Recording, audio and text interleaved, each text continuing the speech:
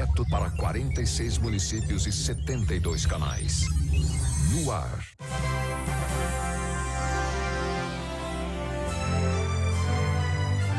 Link Vanguarda. Uma mulher de 28 anos foi morta pelo ex-companheiro em São José dos Campos. A família dela conta que ele era muito ciumento. O crime chocou os moradores do bairro Dom Pedro II, que fica na zona sul de São José. Ele foi preso em flagrante. Jéssica Vitória tinha 28 anos e 3 filhos. As crianças moravam nessa casa com os avós e o pai. Ela tinha ido visitar os filhos ontem à noite, quando acabou tendo um desentendimento com o ex-marido de 31 anos. Segundo a polícia, na briga, ele deu 17 facadas nela. Jéssica saiu da casa correndo e caiu na calçada, quando foi socorrida pelos vizinhos. Seu Edivaldo conhecia bem o casal e disse que, assim como ele, os moradores do bairro Dom Pedro II, na zona sul de São José, ficaram surpresos com o crime. Muito difícil. São meus vizinhos, muitos anos. E gente jovem, né? Todo mundo chocado. Eu tô chocado. O ex-marido de Jéssica foi preso em flagrante e levado para a delegacia. A prima dela disse que os dois ficaram juntos por 13 anos e chegaram a se separar 2 vezes. No começo, o relacionamento deles não era agressivo, mas aí, conforme foi passando os anos, ele foi ficando com um ciúmes tremendo dela. Chegou a esfaquear ela pela primeira vez.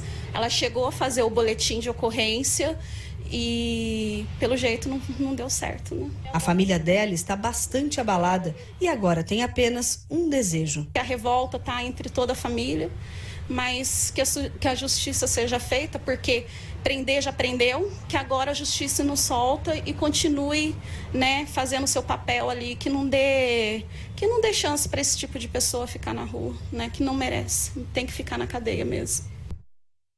Nossa, e esse caso já havia acontecido com ela, ou seja, no depoimento da família, né, ela já havia sofrido agressão pelo marido. Então é uma situação muito delicada, né? Até onde essa mulher poderia ir?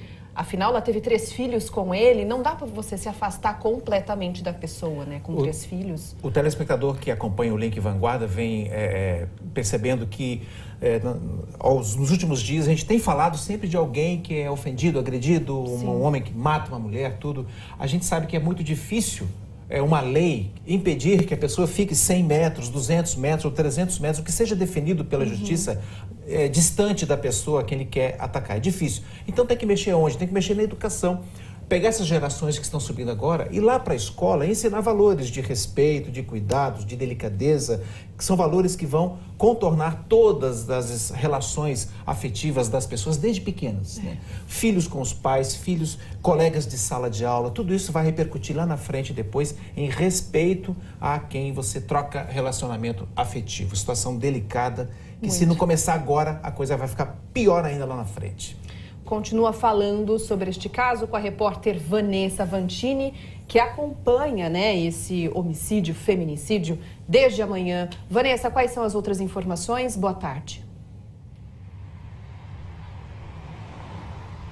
Olá, boa tarde, Águida, boa tarde a todos. Olha, o caso, né, ele foi na zona sul da cidade, mas ele já foi transferido aqui para a Delegacia de Defesa da Mulher e a delegada aqui que vai assumir agora a investigação desse caso. Isso deve começar agora na parte da tarde. Eu conversei agora há pouquinho com ela e ela disse que quer ouvir parentes, né, os familiares e os vizinhos também para entender melhor a situação. Esse homem, então, de 31 anos, ele foi preso em flagrante. Agora pela manhã ele participou de uma audiência de custódia e a delegada disse que o juiz na audiência determinou então que ele permanecesse preso durante as investigações. Então foi decretada aí a prisão preventiva dele e ele foi encaminhado para o CDP aqui de São José dos Campos. Agora ela vai tocar essas investigações, ela tem um prazo, né, para ouvir testemunhas, colher esses depoimentos para entender melhor o caso. Eu questionei sobre esse boletim de ocorrência, né, que a Jéssica já tinha registrado. Ela confirmou esse boletim de ocorrência de agosto do ano passado. Foi registrado como uma lesão corporal. Então, no entendimento, né, no ano passado, ele realmente já tinha agredido ela com uma faca. Ela veio, registrou o boletim de ocorrência, inclusive tinha pedido também uma medida protetiva. Mas a relação é complicada, né, porque os filhos moravam com ele e ela tinha que visitá-los, né, acompanhar os filhos. Então, de vez em quando, ela acabava encontrando com o ex-marido e, infelizmente, ontem, né, num desses encontros, foi até um encontro pós a Páscoa, né, ela tinha ido ao local para presentear os filhos, encontrar os filhos filhos e acabou acontecendo todo esse crime. Bom, informações da família, então, agora é que o enterro deve acontecer ainda hoje, agora por volta de 12h30, o velório lá no cemitério do Morumbi, e às 4h30 da tarde deve ser o enterro aqui da Delegacia de Defesa da Mulher. Agora vão continuar as investigações, mesmo ele permanecendo preso, é importante que isso aconteça, né, para que tenham provas e, enfim, depoimentos, para então o juiz determinar se após esse período ele permanece preso ou não. É com vocês aí no estúdio. Vanessa Vantini, então, passando outras informações sobre esse caso que aconteceu agora de manhã. E a dor que fica também, né, Abranches, é que, infelizmente, os filhos estavam presentes na casa. A gente aqui no Link Vanguarda, compartilhando com você que nos assiste, não está aqui apenas para dar a notícia dessa tragédia, inclusive das crianças, o trauma emocional que fica nisso daí, mas também para fazer referência à prevenção.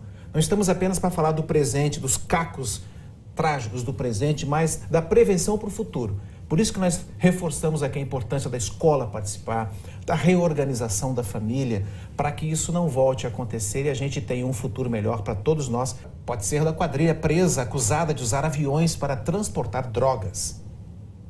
Os quase 400 quilos de cocaína em tabletes estavam dentro de vários sacos e foram encontrados pela Polícia Civil de Atibaia por volta de 10h30 da noite em uma fazenda na zona rural. Esse vídeo foi feito pelos policiais logo depois que eles acharam as drogas. Nós temos aqui diversos sacos com muita quantidade dentro, uma quantidade impressionante. A suspeita da Polícia Civil é de que a cocaína pertencia a uma quadrilha que usava aviões para trazer drogas de Ponta Porã, no Mato Grosso do Sul, para Atibaia. Os aviões pousavam na pista de um condomínio de chácaras, no bairro da Ponte Alta, onde, no último dia 16, 5 pessoas foram presas. Na ocasião, a Polícia Civil e a Guarda Municipal apreenderam 2 caminhões com fundos falsos e 2 aeronaves, que teriam trazido as drogas para Atibaia. Uma delas, inclusive, perdeu o controle na hora do pouso e bateu em um barranco. Também foram encontrados R$43 mil em dinheiro e 1 quilo de maconha em uma chácara usada como base pelos bandidos. Tínhamos apurado na data dos fatos que os 5 indivíduos que estavam pelo local que foram presos, eles logo em seguida ao acidente, eles retiraram o entorpecente de dentro da aeronave e colocaram em um veículo e fugiram do local. Nós continuamos com as investigações incessantemente, mesmo durante o feriado, e na data de hoje, no final na noite, nós conseguimos encontrar essa droga escondida no local. Obviamente com a junção de uma série de dados de inteligência e informações que nós conseguimos obter dos próprios detidos. Agora, a polícia trabalha para identificar os outros membros da quadrilha. Se trata de um grande esquema de tráfico de drogas vindo da divisa com o Paraguai, mais especificamente Ponta Porã. Então nós vamos tentar intensificar as investigações agora para conseguir identificar de onde essa droga veio e quem foi a pessoa que estava... Boa, tem chovido menos, a gente acha que a situação vai melhorar, mas a dengue continua preocupando. Em Piquete, um senhor de 71 anos de idade morreu hoje de madrugada e um exame apontou que ele estava com dengue. A repórter Laurene Santos está em Piquete desde cedo. Laurene, quais são as suas informações? Boa tarde. Oi, Thalita, boa tarde para você e para todos. Olha, esse senhor de 71 anos, ele foi trazido ontem aqui por pronto-socorro de Piquete e ele permaneceu internado com alguns sintomas como dores no corpo, vômito. E aí, ele passou bem durante o dia, melhorou, foi medicado, fez exames. E aí, durante a madrugada, ele passou mal de novo e não resistiu. E aí, para falar sobre essas questões da dengue, a gente está aqui com o Leonardo, que é diretor da Vigilância em Saúde aqui da cidade. Leonardo, esse senhor, ele já estava com sintomas desde antes? Como foi esse atendimento? Ele começou a ter sintomas no dia 18, passado, e ele não procurou a unidade de saúde porque ele só tinha dores no corpo. Ontem, 8h30 da manhã, ele deu entrada na unidade de saúde, no pronto atendimento, com dores mais fortes no corpo, falta de ar, vômito, todas essas que era clássico de dengue. A gente ficou acompanhando ele durante todo o dia. Entendi. E aqui na cidade, como é que está a situação? Quantos casos? Como vocês estão avaliando isso? A gente tem até o momento 460 notificações e 35 casos confirmados. A confirmação ela vem tanto pelos exames nossos que a gente está fazendo rápidos, o teste rápido, o NS1, que vai para um laboratório específico nosso, e a confirmação pelo Adolfo Lutz, que demora um tempo maior, de 15 até 30 dias, para eles receberem esse resultado de exame. E esse número de casos agora desse ano, ele está muito maior do que do ano passado, né? Sim, ano passado a cidade de Piquete, o Vale inteiro, praticamente não teve nenhum caso. Teve casos isolados de pessoas que viajaram, algumas coisas assim, mas em Piquete mesmo a gente não teve nenhum caso. E agora, esse ano já são 35 confirmações, além de mais de 400 suspeitas, né? E por que isso acontece? Por que teve tanto caso comparado com o ano passado? A confirmação de tantos casos até assustou o grupo de vigilância sanitária do estado, é porque é uma doença cíclica. Então, a gente teve um grande surto em 2015, depois a gente teve resquícios desses casos nos outros anos, na época do verão, e em 2019 a gente teve um grande número de casos que todos os municípios estão sofrendo do Brasil inteiro, com esse número de casos, o litoral com casos de chikungunya, Rio de Janeiro, todos os estados. E com esses casos aqui em Piquete, dá pra gente falar que a cidade está em alerta, alguma coisa assim? Quem chancela se o município está em epidemia ou não é o grupo de vigilância sanitária do estado. Então a gente está aguardando a resposta deles para que a gente possa decretar ou não epidemia no município. E aí, com relação aos sintomas, né? Por exemplo, quem sentir algum dos sintomas, qual é a orientação? Quem sentir algum dos sintomas, febre, dor de cabeça, diarreia, procurar a unidade de saúde mais próxima. A gente tem os PSFs que estão prontos para atender os pacientes, o pronto atendimento que vai fazer os exames necessários, hemograma, todos os exames para tá fazendo o controle desse paciente. E assim, só pra gente reforçar, né, os sintomas muita gente já conhece, mas eu queria que você falasse os mais clássicos, assim, para acender aquele alerta, assim, quem tiver esses sintomas. Os sintomas às vezes se confundem com de uma gripe forte, por causa do nosso período, mas febre, dor de cabeça, diarreia, a gente está tendo alguns casos de dengue com diarreia, vômito, náusea, falta de ar, sempre procurar a unidade de saúde para ter a confirmação do caso que você tem. Ô, Leonardo, também só uma orientação, né? Desses 35 casos, a gente estava conversando, você me contou que um é da dengue tipo 2. Qual é a orientação com relação a esse tipo de dengue, que é um pouquinho mais grave em alguns casos, né? A dengue tipo 2, ela na verdade vai tratar-se do mesmo tipo como a 1, mas se o paciente ela já teve dengue e ela pegar o tipo 2, ela provavelmente vai ter uns sintomas mais fortes e provavelmente vai ter diarreia. Então, sempre procurar a unidade de saúde para estar fazendo hidratação, estar fazendo todo o controle de hemograma, para ver se o paciente não está piorando, para a gente poder fazer troca de comando na prefeitura. A prefeita de Piquete, Teca Gouveia, foi afastada do cargo mais uma vez. Então, Laurene, aproveitando que você está aqui com a gente, explica essa história. Então, Thalita, é isso mesmo, né? Esse caso vem nesse meio político aí, que foi publicada hoje a decisão que afastou novamente a prefeita Teca aqui do comando da cidade de Piquete. No ano passado, ela teve um mandato cassado pela Câmara em junho, só que em outubro ela conseguiu reassumir graças a uma liminar na Justiça. Agora, dessa vez, essa nova decisão derrubou a liminar e a Teca deve deixar a prefeitura de novo. O motivo da cassação, segundo uma investigação que foi aberta pela Câmara, é o abandono de 5 imóveis públicos. Entre eles, tem também 2 escolas, aliás, e um posto de saúde que eles estariam sem manutenção e sem uso. O vice-prefeito, que é o Aguinaldo de Almeida, ele deve tomar posse hoje à tarde aqui na cidade, essa é a previsão. A gente conversou por telefone com a Teca para saber a respeito desse assunto. Ela disse que ainda não foi notificada da nova decisão da Justiça e que continua trabalhando na prefeitura. Thalita? É uma situação ruim para os eleitores, né, Laurene? Porque são eles que vão para as urnas na época de votação, são eles que escolhem o prefeito pensando no melhor da cidade. E agora acontece isso, ninguém sabe, né, quem é o prefeito, o que está acontecendo. Obrigada pelas suas informações. Detido e algemado, acabou morto por um policial militar. Segundo a polícia, o suspeito, que tinha mandado de prisão por tráfico de drogas, resistiu à prisão e conseguiu pegar a arma de um PM. Ele fez o disparo, mas não acertou ninguém. O outro policial reagiu e atingiu o suspeito. Ele foi socorrido, mas não resistiu ao ferimento. O policial alegou legítima defesa. Tiveram as casas interditadas há 3 meses por causa de uma cratera no Jardim Imperial. Se reuniram hoje com a Defesa Civil. Vamos saber o que foi discutido com o repórter André Luiz Rosa, que está sobrevoando neste momento o bairro. O André, os moradores já sabem quando vão poder voltar para casa? O pessoal daí de casa lembra daquela cratera imensa no Jardim Imperial.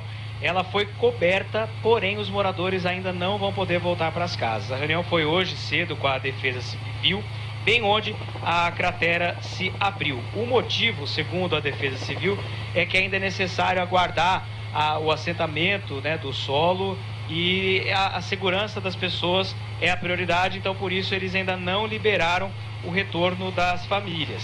Essa cratera se abriu no dia 16 de janeiro, deixou 6 casas interditadas e 7 famílias desabrigadas. Algumas foram para casa de parentes, outras estão recebendo auxílio aluguel da prefeitura. A interdição foi feita pela Defesa Civil logo no dia seguinte, porque o buraco tinha cerca de 20 metros de profundidade, já estava ocupando a rua inteira e a gente consegue ver ainda assim, esse espaço onde foi coberto, dá para ter uma dimensão do quão grande era a cratera, porque além de ser coberto não foi feito nenhum reparo ainda, a calçada não foi refeita, então a cratera tinha exatamente o tamanho dessa cobertura aí. A gente continua acompanhando e espera dar uma resposta logo para que essas famílias consigam voltar para casa. Águida, você, Abranches. Com certeza. Voltar à rotina deve ser um alívio para... Passagem de ônibus em 14 centavos em São José dos Campos. Com isso, o novo valor vai ser menor do que os mais de 4% de reajuste que a Prefeitura e as empresas haviam decidido. Na nova decisão, o relator Luiz Francisco Aguilar Cortes destaca que o contrato celebrado com as concessionárias prevê, no mínimo, o reajuste por índices de preço e que, para evitar prejuízos às concessionárias, autoriza o reajuste de até, no máximo, 3,02%, que é a porcentagem equivalente à inflação no ano passado. Com isso, a tarifa pode chegar a R$ 4,22 para o usuário comum e R$ 4,84 para empresas.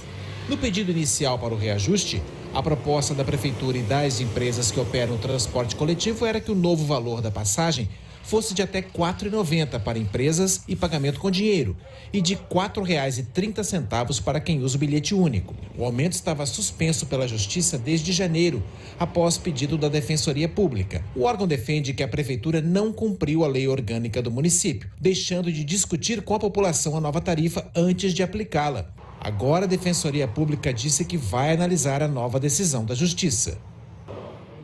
O consórcio Busvale, que representa as empresas de ônibus, disse que não vai comentar a decisão da Justiça. Já a Prefeitura informou apenas que o setor jurídico está reunido para avaliar essa nova decisão. Presos durante uma tentativa de furto a uma obra no bairro Urbanova, em São José dos Campos. Teve tiroteio. O alvo dos bandidos era essa obra de um supermercado no bairro Urbanova, na zona oeste de São José dos Campos.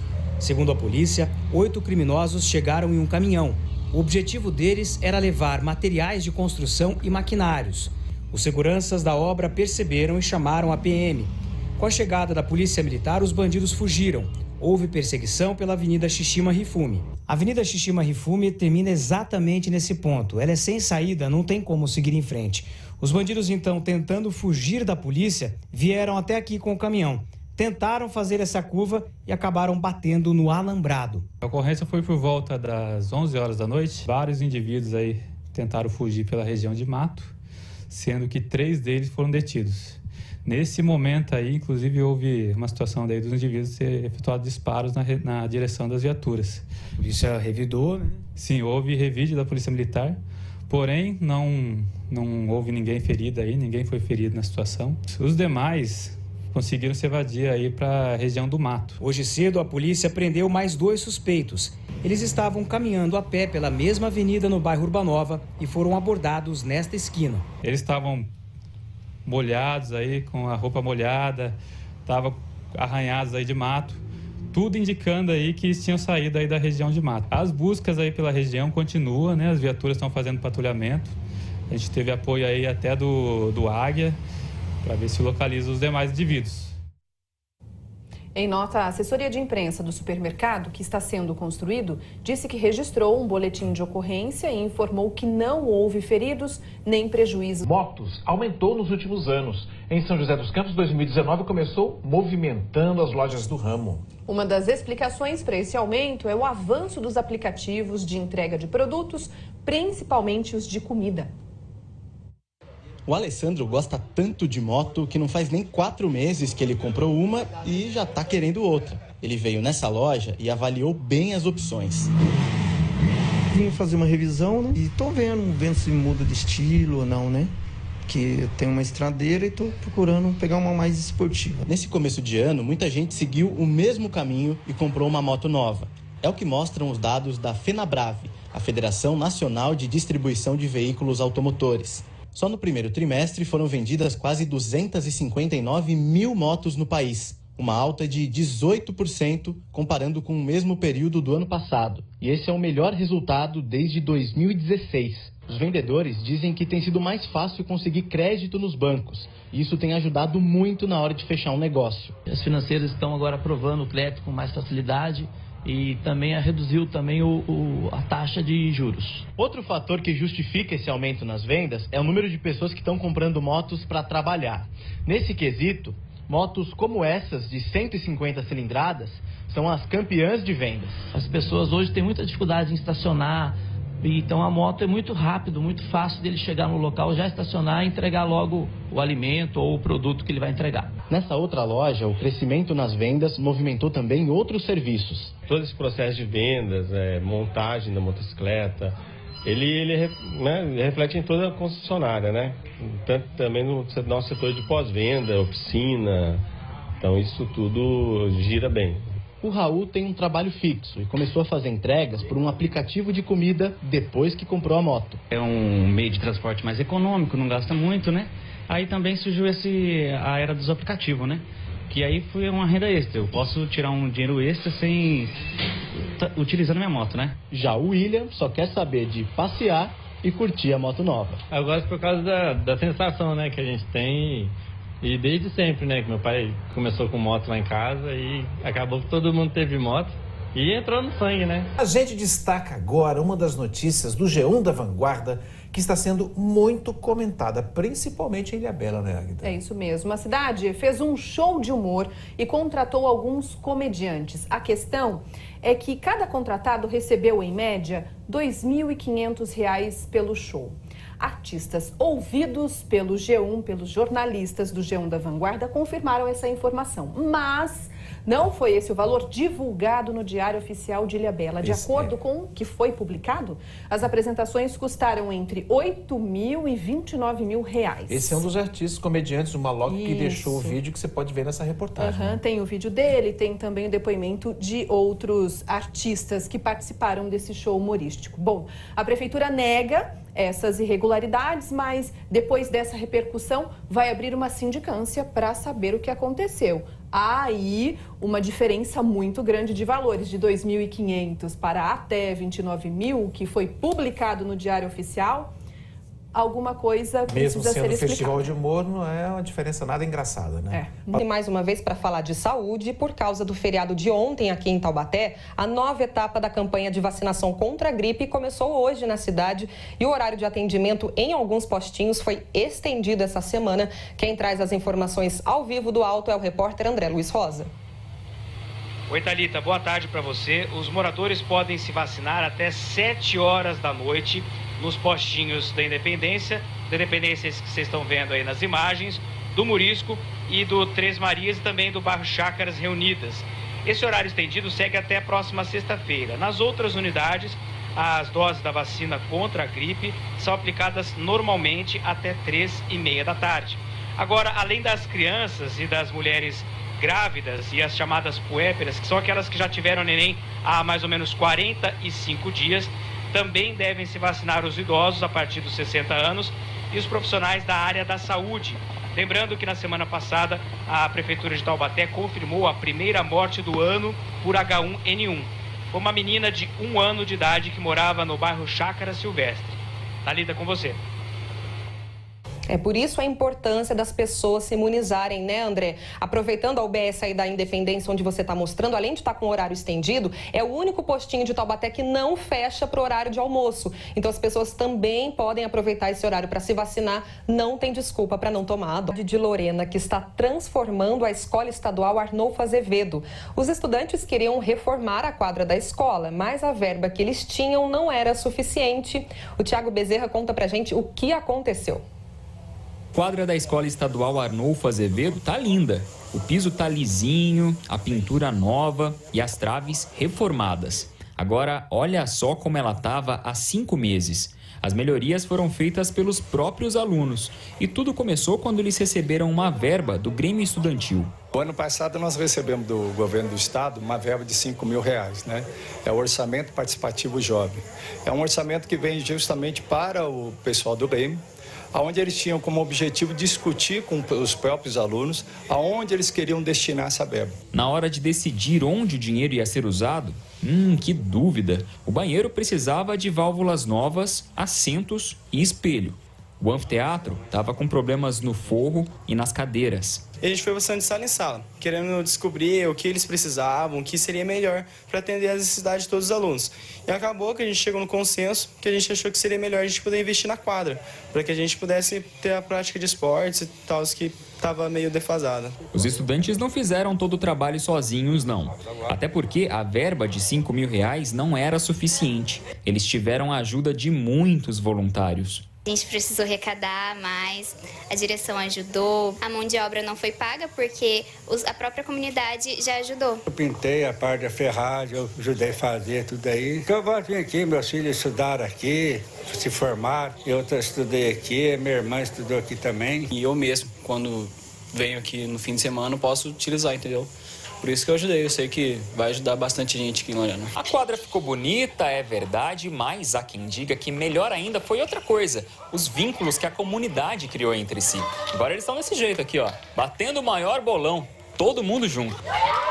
Eles veem que é deles e não é só nossos alunos, e sim da comunidade inteira. Bem legal, porque eles estão sempre ativos na escola. Hoje eu consigo ver que a escola é uma comunidade, que todos podem ajudar, tanto os pais, quanto os alunos e quanto as pessoas que moram no próprio bairro mesmo. O Luiz Cláudio é professor e coordena o programa Escola da Família. Ele conta que depois da reforma na quadra, aumentou o interesse dos moradores pelo programa. Dobrou o público, né, aos finais de semana, que isso é importante.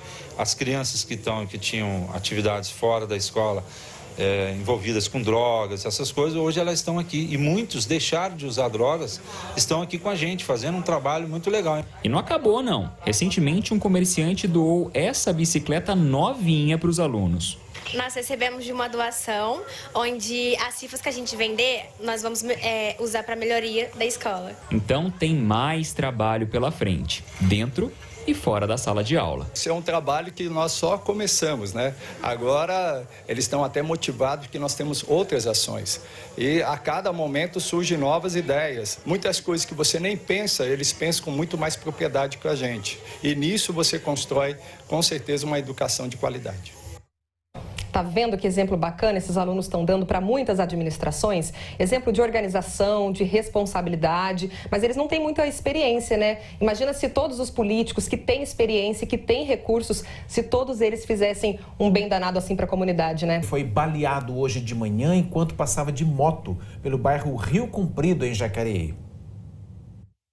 O crime foi nessa rua, no bairro Rio Comprido, por volta das 6h40 da manhã. Segundo informações da Polícia Militar, 2 homens passaram em uma moto e atiraram contra a vítima, que também estava numa motocicleta. Após a ação, os suspeitos ainda fugiram, levando o veículo da vítima. O homem ferido chegou a pedir socorro em um comércio da rua e foi ajudado por moradores. Ele foi encaminhado para o Hospital Municipal de São José dos Campos e está internado em estado grave. A Polícia Civil de Jacareí informou que ainda vai tentar ouvir a vítima para registrar a ocorrência e investigar. O Bragantino apresenta agora os detalhes da parceria com o RB Brasil. O repórter Lucas Rangel está acompanhando todos esses detalhes em São Paulo e a gente fala então ao vivo com ele. Fala, Lucas, boa tarde. Nós vamos sim entrar a partir da semana que vem, posterior à nossa estreia. Oi, Agda, boa tarde para você, boa tarde a todos. Vou falar um pouco baixinho porque a coletiva está rolando aqui nesse momento. Falam aqui na sede da empresa RB Brasil, o Thiago Escuro, que é o CEO da empresa, e o presidente do Bragantino, Marco Chedi. Nesse momento está sendo anunciada então a oficialização dessa parceria, os detalhes. Inicialmente se falava em 45 milhões em investimentos, valor que não foi confirmado pelos presidentes nesse momento, mas de qualquer forma, boa notícia para o torcedor de Bragança Paulista é que a identidade do Bragantino vai continuar a mesma. A Série B agora o clube ainda vai jogar como Bragantino, mas a partir do ano que vem o clube vai se chamar RB Bragantino. Então, na Bia Bichedi vai continuar sendo o nome do estádio, a camisa vai continuar sendo preto e branco, enfim, não há nenhuma hipótese do clube sair da cidade, enfim. Então, todos esses pontos estão sendo esclarecidos oficialmente a partir de agora. O presidente Marco Chedi falou também sobre preço de ingressos já para a Série B, enfim, todos esses detalhes ainda vão ser definidos. De qualquer forma, a partir do ano que vem, então, é oficial, o nome do Bragantino vai ser RB Bragantino. Então, a gente segue acompanhando a entrevista coletiva aqui, desses detalhes dessa nova parceria da empresa que vai gerenciar o futebol do Bragantino a partir de agora. Volto com vocês. Tá certo. Então teremos outras novidades também, né, Lucas? Obrigada pelas informações. Vai começar a final da Superliga de Vôlei a partir de hoje. Taubaté e SESI se enfrentam. O primeiro jogo é às 9h30 da noite em São Paulo. E estamos falando de dois times que se conhecem muito bem, viu? Nessa Superliga tem uma vitória para cada lado na primeira fase. SESI e Taubaté também fizeram 4 das últimas 5 finais de Campeonato Paulista e o Taubaté venceu todas. E 6 dos 12 campeões olímpicos na Rio 2016 vão estar em quadra nos dois lados. O nosso site Globo Esporte da Vanguarda fez uma matéria especial muito bacana sobre os levantadores das duas equipes, o Rafa do Taubaté e o William do SESI, que duelam aos 39 anos. No site você vê essa matéria que está muito bacana e também acompanha a partida de hoje à noite em tempo real. Muita gente ao pátio, o posto de atendimento ao trabalhador de Pindamonhangaba. E a gente recebeu umas fotos da fila de hoje cedo. Dá uma olhada, só pela manhã, cerca de 700 pessoas foram até a unidade. Teve gente que chegou às 4h30 da madrugada. Isso porque o pátio de Pinda está com 58 vagas para um supermercado que vai abrir na cidade. Ainda não tem um prazo, a gente ainda não sabe quando esse supermercado vai abrir, mas as pessoas já estão em busca de uma oportunidade. Essas vagas são para balconista de padaria, açougueiro, repositor, atendente, entre outras áreas. Segundo o PAT, as senhas de hoje já se esgotaram, então quem chegar agora não vai poder fazer inscrição para participar do processo. Montado no meio da montanha, em uma escola de Monteiro Lobato, está fazendo a diversão de estudantes e moradores da cidade. O objetivo do espaço é oferecer aulas de arte circense de graça para a comunidade. Uma lona no meio da mata? Era só o que faltava para que as aulas de circo por aqui ficassem ainda melhores. As aulas são no Instituto Pandavos, uma escola filantrópica no bairro dos Souzas. E a partir de agora ganha um espaço ainda mais apropriado para que o espetáculo possa acontecer. A gente começou as aulas de circo desde 2015, dentro do pátio da escola. Então, as crianças adoravam, mas era muito limitado. Agora a gente conseguiu uma estrutura, lona, materiais. A gente conseguiu expandir o projeto. Além dos alunos do Instituto participarem, as aulas também estão abertas para a comunidade e são de graça. A turma atual já está se preparando para apresentar um número em junho. Eu sempre ia nos circos, assim, para ver espetáculo. E eu sempre tinha muita vontade. Aí, quando eles fizeram essa tenda, foi muito bom. O Cauê está na 6ª aula de monociclo. Tá indo bem ele? Tô melhorando, praticando cada vez mais. Tem vontade de trabalhar em circo? Um pouco.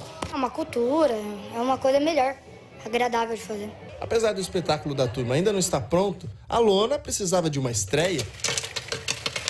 Então, bem-vindos a esse circo com direito a pipoca e grande público. E um convidado especial abrindo os trabalhos. A lona e a verba para desenvolver o projeto vieram da iniciativa privada. E a criançada faz parte do espetáculo, sim, senhor. Já tinha vindo no circo dentro da escola? Não. O que você achou? Eu achei bem legal. O palhaço é bem engraçado e eu tô me divertindo. Existe uma conexão, né, entre o público e o palhaço, que faz com que o palhaço só exista se existe o público. É uma das grandes iniciativas pedagógicas da região, maravilhosas, e eu, dentro desse processo, fico extremamente honrado. E nesse belo picadeiro, que a arte circense permaneça alegrando e incentivando esses alunos e moradores a preservarem uma cultura tão cheia de encantamentos.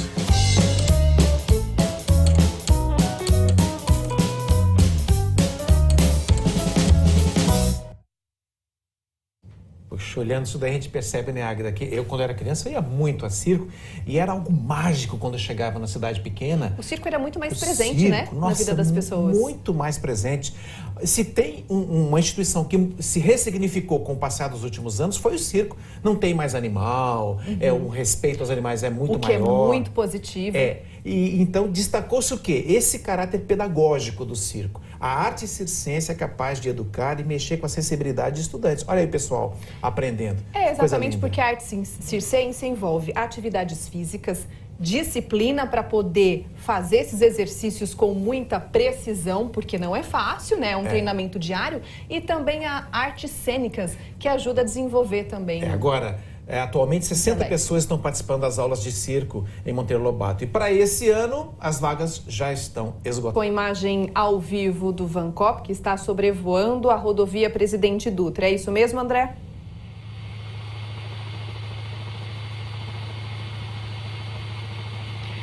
Oi, Águida, a gente está em São José dos Campos, entre os bairros Vila Industrial e Jardim Paulista, perto de onde está acontecendo a obra da Via Cambuí.